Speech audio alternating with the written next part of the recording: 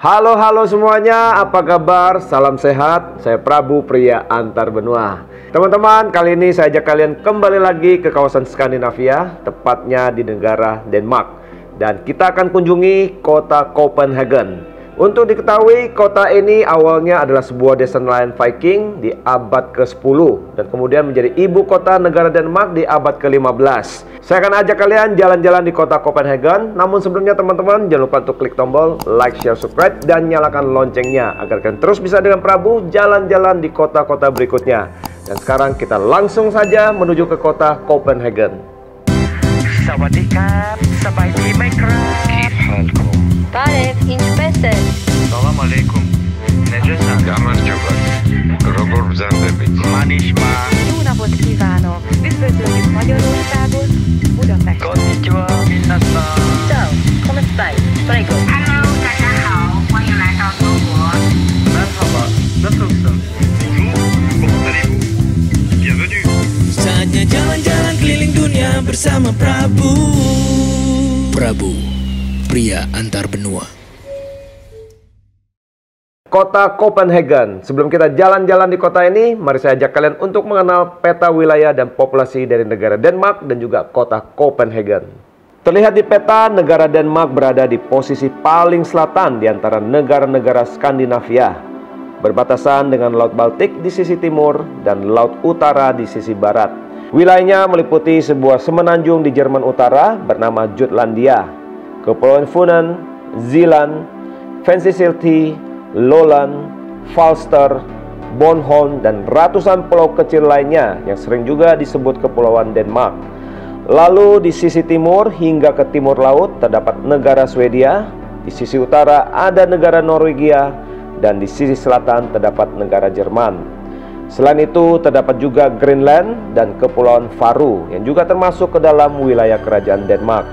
Sementara itu, posisi kota Copenhagen sendiri adanya di pantai timur dari Pulau Zeeland dan Selat Øresund yang berada di sisi baratnya, di mana di seberangnya terdapat negara Swedia.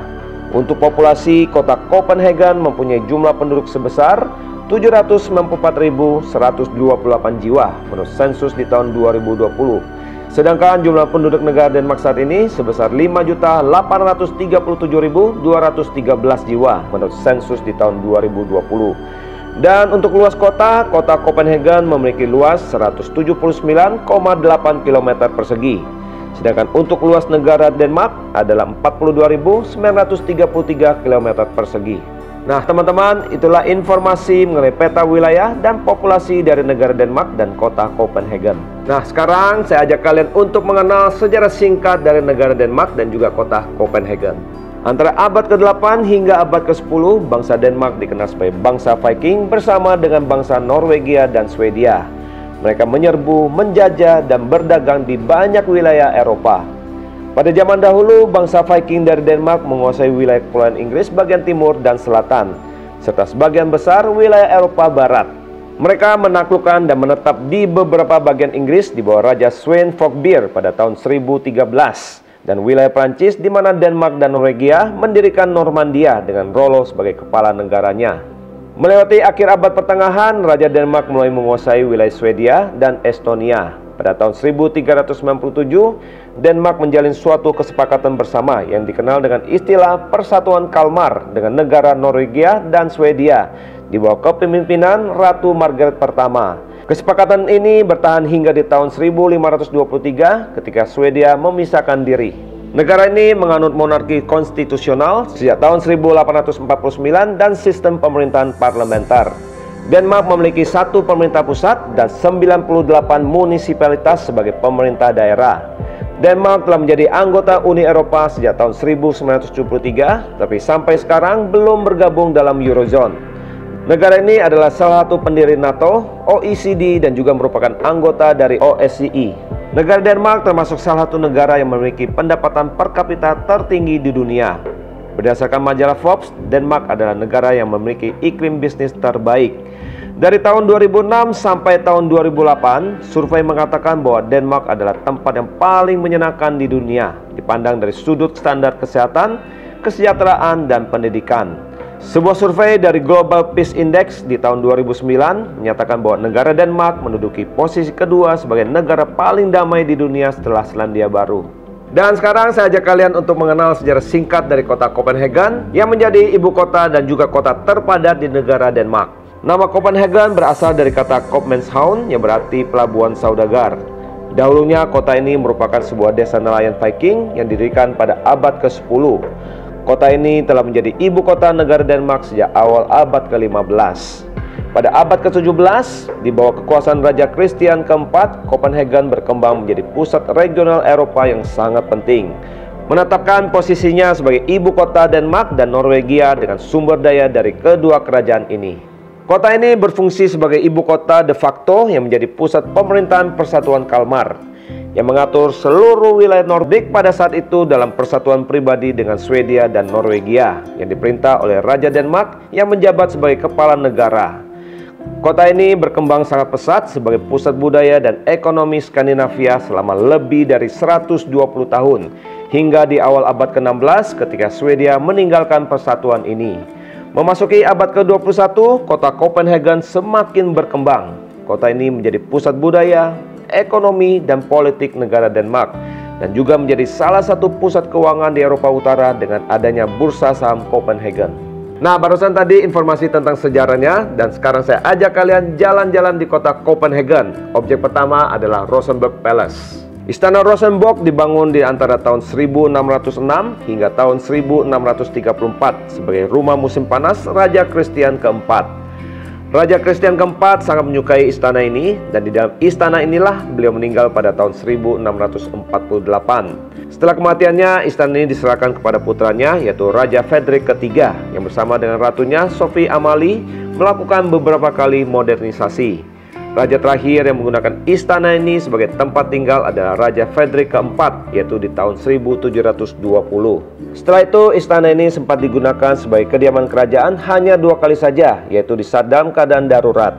Yang pertama ketika istana ini terbakar pada tahun 1794, dan yang kedua pada saat serangan Inggris di Copenhagen pada tahun 1801. Istana ini dialihfungsikan sebagai museum sejak tahun 1838, di mana di dalamnya dipamerkan koleksi-koleksi milik para bangsawan, aristokrasi, dan keluarga kerajaan, serta artefak bersejarah milik kerajaan Denmark mulai dari masa pemerintahan Raja Christian keempat di abad ke-17 hingga di masa pemerintahan Ratu Margaret kedua yang bertata saat ini. Sekarang saya ajak kalian masuk ke dalam istana ini, tepatnya ke ruang Long Hall yang terletak di lantai 3. Aula ini selesai dibangun pada tahun 1624 yang difungsikan sebagai ruang dansa. Pada tahun 1700, aula ini digunakan sebagai ruang resepsi kerajaan dan ruang perjamuan makan. Dan baru pada abad ke-19, tempat ini dikenal sebagai Balai Satria. Di aula ini terdapat 12 permadani yang menggambarkan kemenangan Raja Denmark dalam Perang Scania pada tahun 1675 hingga tahun 1679. Di langit-langitnya terlihat lambang kerajaan Denmark yang dikelilingi oleh para satria yang berasal dari awal abad ke-18. Pada relief sampingnya menggambarkan peristiwa sejarah di tahun-tahun pertama kekuasaan Raja Frederick keempat, termasuk pembebasan para budak dan pendirian para pasukan infanteri berkuda. Kemudian kita menuju ke ruang bagian bawah, di mana tersimpan koleksi-koleksi yang sangat berharga berupa crown jewels yang dipakai pertama kali oleh Ratu Sophie Madeleine, permaisuri Raja Christian ke-6. Ada juga Danish Crown Regalia, yaitu sebuah perangkat simbol kerajaan Denmark yang terdiri dari 3 buah mahkota, sebuah tongkat kerajaan yang melambangkan otoritas tertinggi, sebuah globus cruciger, yaitu bola yang melambangkan alam duniawi yang dikelilingi oleh salib, dan sebuah pedang kenegaraan. Selain itu terdapat juga karpet penobatan dan the throne chair atau kursi penobatan bagi para raja atau ratu Denmark, serta koleksi lainnya seperti furniture perak yang sebagian besar berasal dari abad ke-17.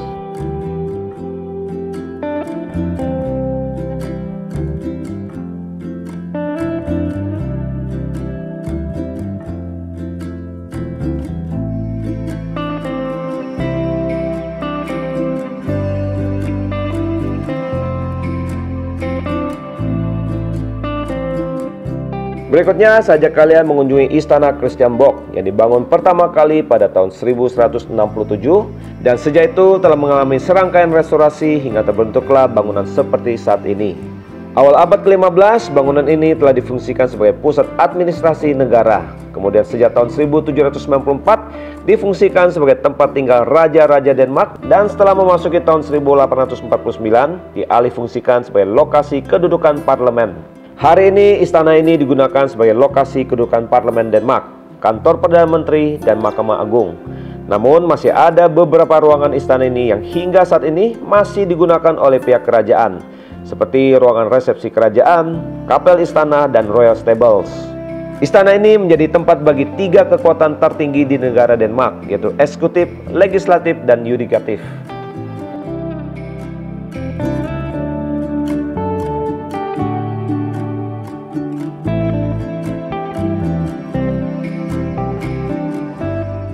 Lanjut lagi dari Rosenborg Palace, kali ini kita akan kunjungi Amalienborg Palace yang memiliki 4 bangunan dan terletak di antara pusat kota dan pelabuhan. Istana ini adalah karya utama arsitektural Denmark yang dirancang oleh arsitek Nicolai Edsvard pada tahun 1750-an. Keempat istana ini mengelilingi Amalienborg Palace dengan patung berkuda Raja Fredrik V di tengah alun-alun. Istana ini awalnya dibangun sebagai tempat tinggal bagi 4 bangsawan Denmark yang berpangkat tinggi. Namun pada tahun 1794, Istana Christiansborg mengalami kebakaran dan akhirnya keluarga kerajaan pindah ke istana ini yang diikuti oleh raja-raja berikutnya. Dan sekarang saya ajak kalian untuk mengenal keempat istana yang ada. Kita mulai dengan istana pertama, yaitu Istana Christian ke-7. Istana ini digunakan oleh Ratu Denmark saat ini, yaitu Ratu Margaret II, untuk menyambut tamu kenegaraan, juga sebagai tempat resepsi kerajaan. Istana ini dibangun di antara tahun 1750 hingga tahun 1754 dan tidak dibuka untuk umum. Istana kedua yaitu Istana Christian ke-8 yang telah berfungsi menjadi Museum Amalienborg. Di sini kalian bisa mengenal sejarah perjalanan monarki Denmark dalam kurun waktu 150 tahun terakhir. Selain itu, mengunjungi kamar-kamar pribadi para raja dan ratu sebelumnya, di mana kita bisa melihat kondisinya yang masih persis seperti saat mereka tinggal di dalam. Istana ketiga adalah Istana Fredrik ke-8, yang menjadi kediaman resmi putra mahkota Denmark saat ini, yaitu Fredrik Andre Henrik Christian dan putri mahkota Mary Elizabeth Donaldson. Untuk diketahui, istana ini juga tidak dibuka untuk umum. Berikutnya istana keempat adalah Istana Christian ke-9 yang menjadi istana kediaman resmi Ratu Margaret II.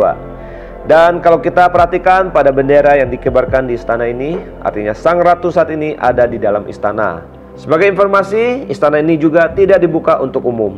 Nah teman-teman, sekarang kita pindah lokasi. Saya coba ajak kalian mengunjungi ikon dari kota Copenhagen, namanya The Little Mermaid, yang berada di tepi sungai di kawasan pedestrian namanya Langelini. The Little Mermaid adalah sebuah patung perunggu karya Edvard Eriksson yang menggambarkan seorang putri duyung yang sangat cantik yang berasal dari kisah dongeng dengan judul yang sama di tahun 1837 oleh seorang penulis Denmark yaitu Hans Christian Andersen.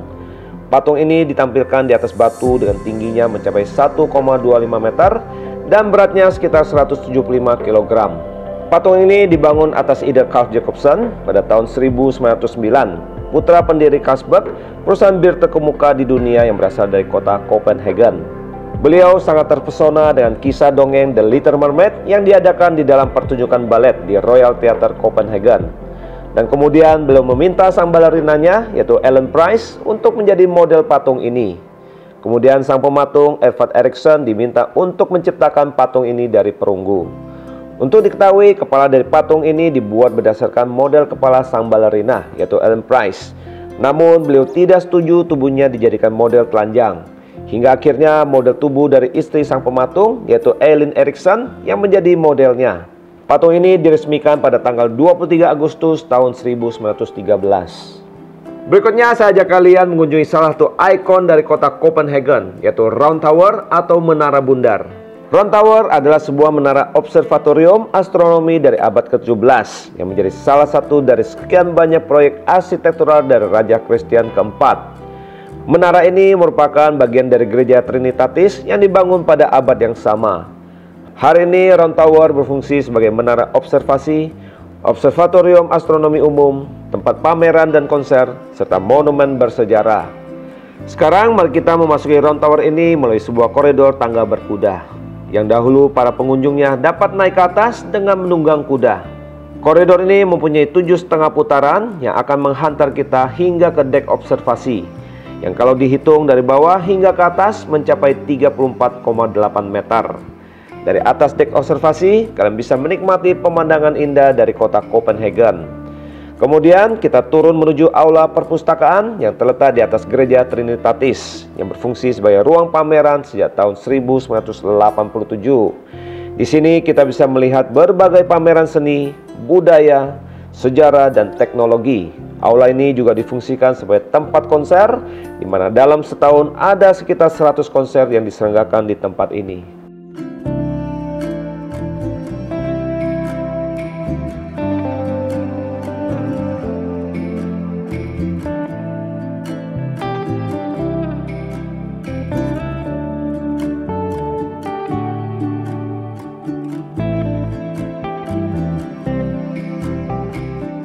Dari Round Tower, mari saya ajak kalian ke Tivoli Garden yang jaraknya hanya 1,2 km.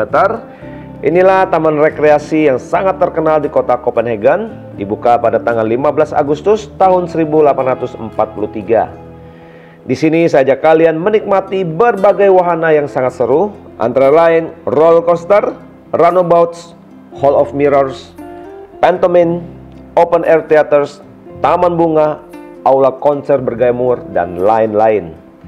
Dan apabila kalian sudah lelah bermain, di sini tentunya tersedia juga banyak pilihan restoran dan kafe.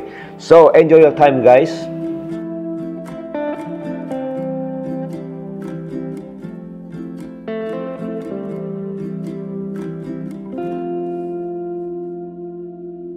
Nah teman-teman, objek berikutnya yang ingin saya perkenalkan yaitu City Hall of Copenhagen.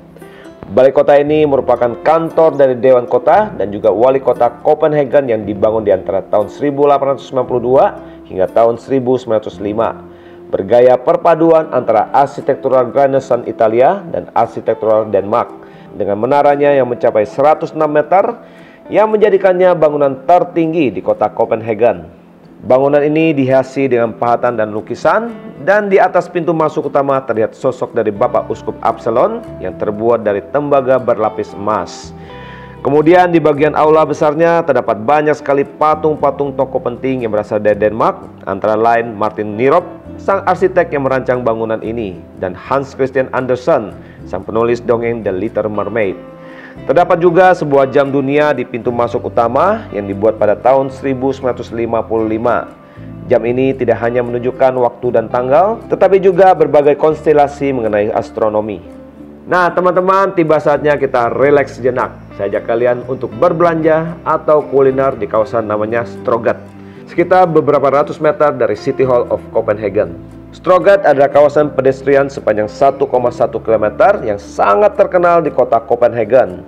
Di jalan ini kalian akan menemukan banyak sekali butik-butik terkenal, mulai dari H&M, Zara, Max Mara, Prada, Louis Vuitton, hingga Hermes yang akan membuat kalian yang suka shopping bakal mabuk kepayang. Selain itu juga banyak terdapat kafe dan restoran-restoran yang menawarkan banyak pilihan makan yang menggoda. So, what are you waiting for?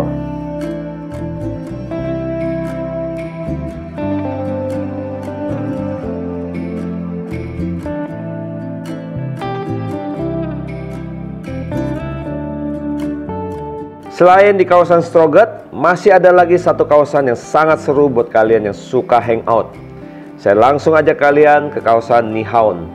Nyhavn merupakan sebuah kawasan waterfront, pelabuhan, kanal, dan tempat hiburan yang sudah ada sejak abad ke-17 yang dipenuhi oleh townhouse, bar, kafe, dan juga restoran.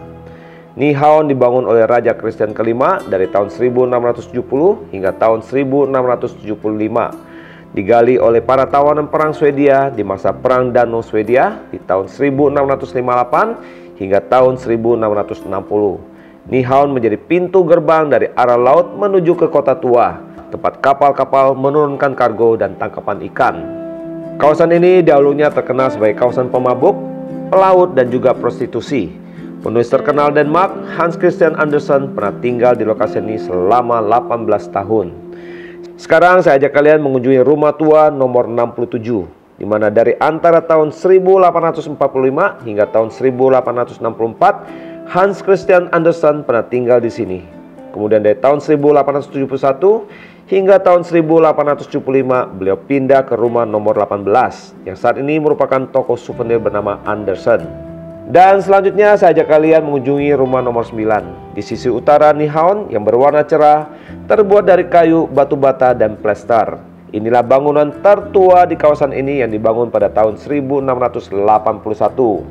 Dan sekarang waktu bebas untuk kalian menikmati suasana di sini sepuasnya.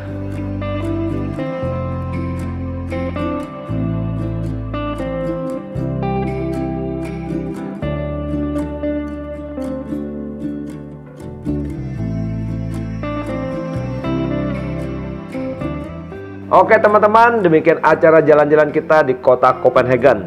Sekarang ada beberapa hal penting yang ingin saya sampaikan sehubungan perjalanan ke negara Denmark. Pertama, kita bicara visa. Untuk mengunjungi negara Denmark, kalian memerlukan visa Schengen. Kalian tinggal unduh form aplikasi di website di salah satu negara anggota visa Schengen. Proses visa Schengen kurang lebih membutuhkan waktu antara 10 hingga 14 hari kerja. Berikutnya kita bicara cuaca. Negara Denmark beriklim sedang dan memiliki 4 musim, yaitu musim dingin, musim semi, musim panas, dan musim gugur.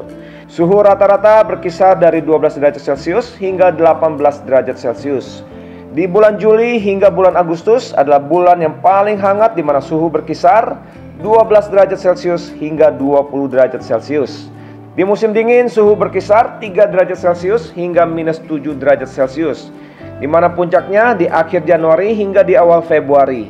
Rekomendasi dari saya, datanglah di bulan-bulan yang nyaman, yaitu di akhir bulan April hingga pertengahan Oktober. Dan yang terbaik adalah di bulan Juli hingga bulan Agustus, di mana udaranya sangat nyaman sekali. Berikutnya kita bicara mata uang. Negara Denmark menggunakan mata uang Danish Krone atau kodenya DKK. 1 kron kurang lebih sekitar 2.263 rupiah. Namun teman-teman, kalian harus mengecek kembali final rate sebelum hari keberangkatan. Demikian teman-teman, akhir perjalanan kita di kota Copenhagen. Kalau kalian suka dengan video ini, silahkan klik tombol like, share, subscribe, dan nyalakan loncengnya. Dan bagi kalian yang penasaran kota mana yang ingin kalian kunjungi untuk saya bahas di video berikutnya, silahkan komen di bawah. Saya Prabu, pria antar benua.